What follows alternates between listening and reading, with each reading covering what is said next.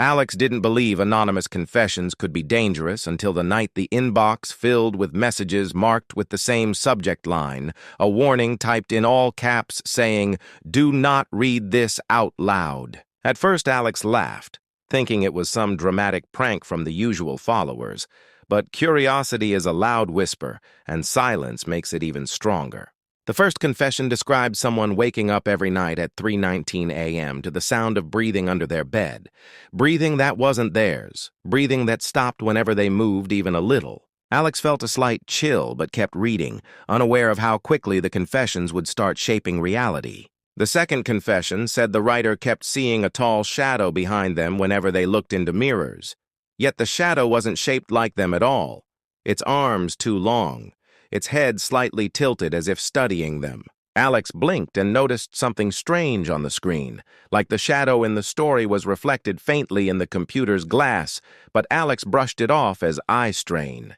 The third confession was shorter and more unsettling, just a single line saying, "Once you read this, it will notice you." Alex froze a little at the message but shrugged, convincing himself it was all just creative writing from someone trying to be creepy. But then the house shifted.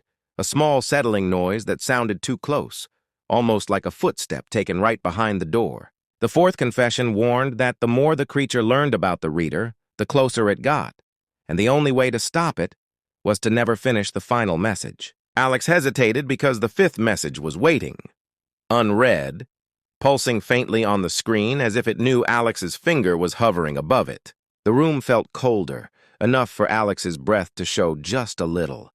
Something that never happened in the house before. Alex opened the fifth confession anyway. It said the creature hides in sounds first, then reflections, then shadows, and finally breath. And once it reaches the last stage, it becomes impossible to escape because it starts copying the reader's breathing, making its rhythm match yours until it understands how your body moves. Alex suddenly heard a whisper of breath behind them, slow and shaky, completely out of sync with Alex's own. Alex spun around, heart pounding, but nothing was there. The sixth confession explained that the creature can't be seen directly at first because looking at it too soon is considered introducing yourself, and introductions make it stronger. Alex swallowed hard and turned back to the screen, palms sweating. The seventh confession said its favorite way to show itself is through screens.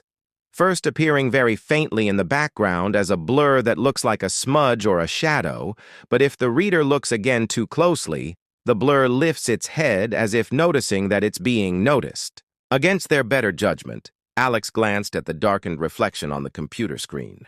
For a moment, Alex saw only their own face, tired eyes staring back. But then something shifted behind the reflection. A shape with a long neck slowly rising before dropping out of sight when Alex blinked. The eighth confession warned that the creature gets impatient if the reader tries to stop halfway, and impatience makes it bold. Alex wanted to shut the laptop, but the next message opened by itself, as if clicked by an invisible hand. The ninth confession revealed the creature's name wasn't important, only its need, to feel connected to someone who pays attention to it, someone lonely, someone curious, someone like Alex. Alex's throat tightened painfully because the room no longer felt empty. It felt observed. The 10th confession stated the creature always takes its final step when the reader thinks they understand what's happening, because understanding is an invitation. Alex whispered, "I don't understand," hoping the creature would take that as truth. But a low exhale echoed from the closet, like something inside was breathing in time with Alex's words. The 11th confession appeared without clicking, warning that when the creature reaches the stage where it mimics your breathing, you must keep your own breath steady because panic teaches it your weaknesses. Alex tried to keep calm, but the air grew tighter, like the room was shrinking with every inhale. The 12th confession said the creature appears only when the reader reaches the last 3 messages, and Alex realized the count was too close. The 13th confession typed itself slowly across the screen, each letter appearing as if written by a hand pressing too hard. It said the creature is behind you now, but only visible if you turn around completely without flinching, because fear makes it respond with movement. Alex stayed still, muscles locked. heart thundering so loudly the sound filled their own ears. The 14th confession appeared, saying the creature waits for one thing, the moment the reader calls for help, because calling for help is an invitation for it to step forward. Alex didn't speak, didn't breathe deeply, didn't move.